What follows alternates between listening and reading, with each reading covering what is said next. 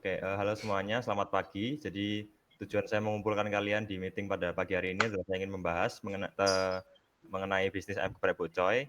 Ayam geprek Bucoy ini adalah bisnis F&B yang terletak di Medokan Ayu di depan UPN Veteran Jatim.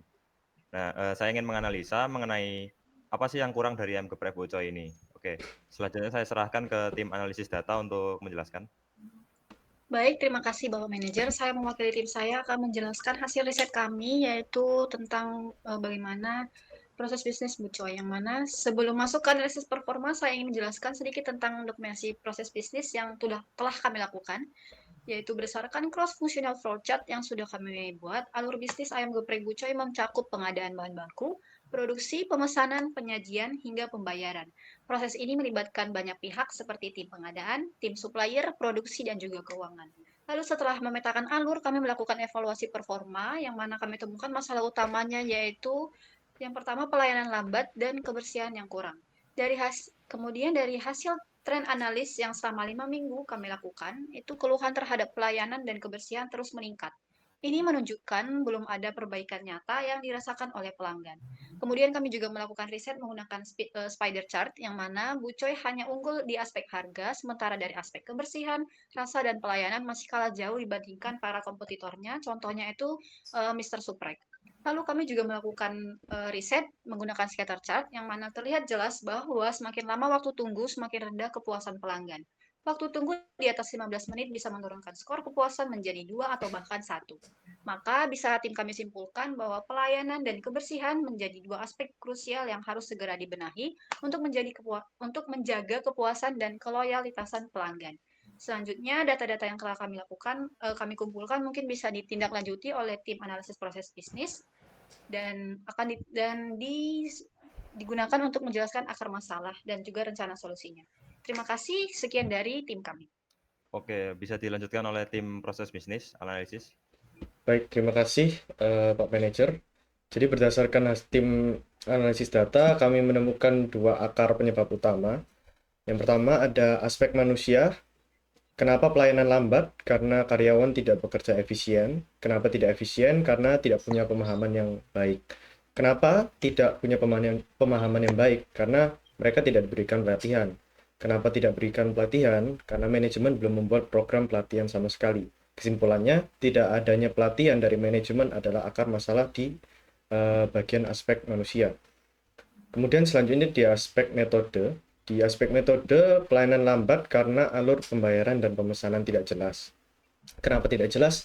Karena tidak ada SOP tertulis. Kenapa tidak ada SOP? Karena manajemen belum pernah membuat sistem kerja yang bagus sejak awal.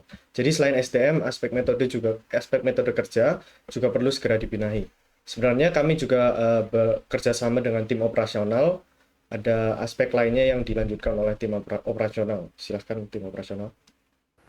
Bisa dilanjutkan tim operasional.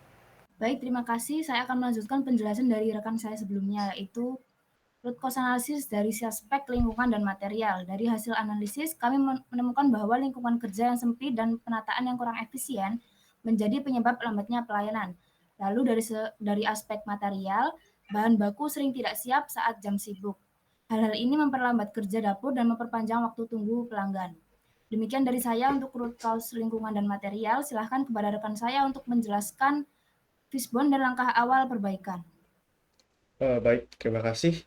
Jadi dari semua akar masalah kami tuangkan dalam fishbone chart ini, di mana di dalam fishbone chart terdapat 4 akar masalah tadi, manusia, metode, dan juga lingkungan dan material. Berdasarkan 4 aspek ini, masalah utamanya di alur dan juga SOP yang tidak terstruktur.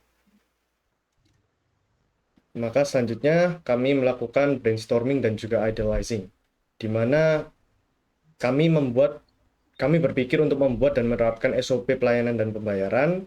Yang kedua, mengadakan pelatihan rutin, lalu serta menambahkan insentif agar staf lebih termotivasi. Mungkin bisa dilanjutkan oleh tim operasional. Saya lanjutkan kembali bagian dari tim operasional terkait solusi yang sudah dirancang dan siap diterapkan.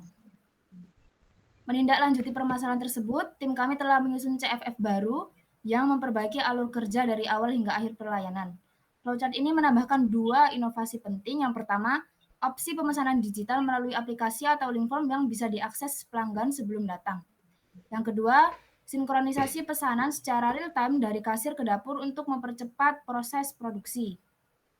Untuk implementasinya, kami merancang 4 langkah implementasi utama. Yang pertama, penataan ulang area dapur, lalu penjadwalan persiapan bahan sebelum buka, lalu persiapan penerapan sistem pemesanan digital, dan terakhir pembuatan SOP dan pembagian tugas staf saat jam sibuk.